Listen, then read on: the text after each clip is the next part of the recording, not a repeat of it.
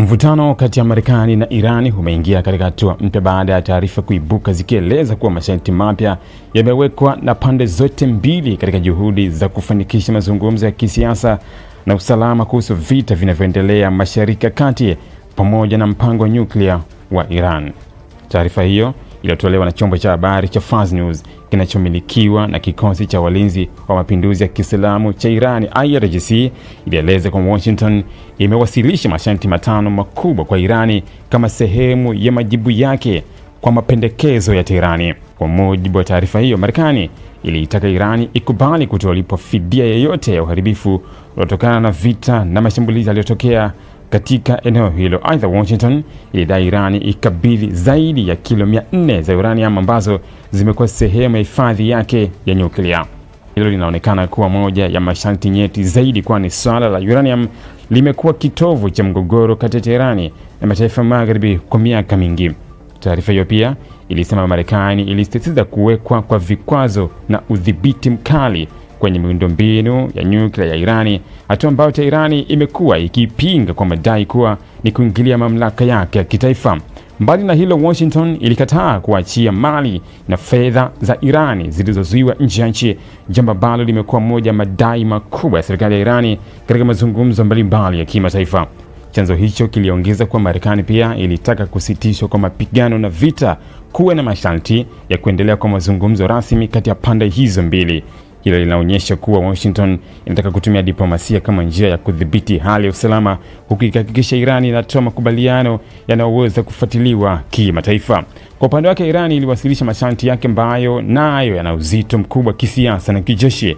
Teherani ilisema mazungumzo yoyote hayawezi kuendelea ikiwa vita kati ya maeneo ya Lebanon na Irani vitaendelea.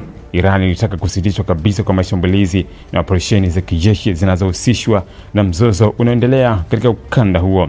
Iran pia ilisisitiza kuondolewa kwa vikwazo vya kiuchumi vilivyowekwa dhidi yake kwa miaka mingi na Marekani pamoja na washirika wake wa Magharibi.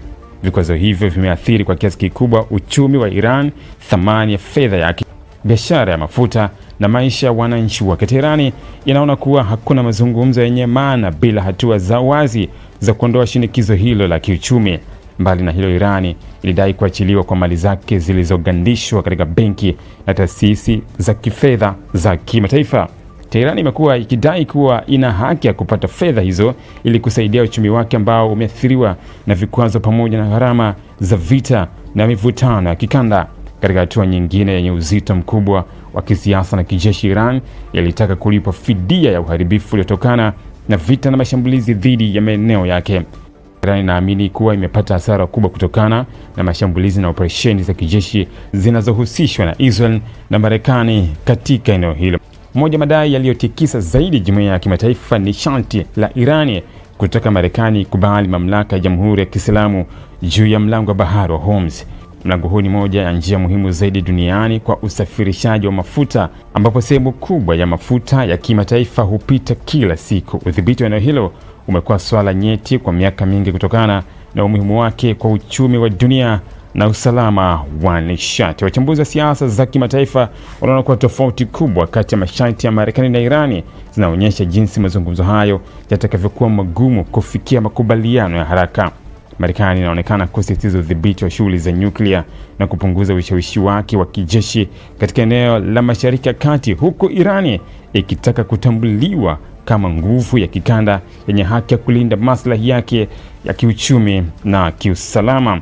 Mataifa mengi duniani yanaendelea kufuatilia kwa karibu mazungumzo hayo kutokana na athari zake kwa usalama wa dunia, biashara ya mafuta na uchumi wa kimataifa. Ili kuwa mwanafamilia bora wa Global TV, usisahau kusubscribe, like, kushare na kucomment. Baada ya kusubscribe, bonyeza alama ya kengele ili kupata taarifa kwa kila video inayopanda Global TV Online.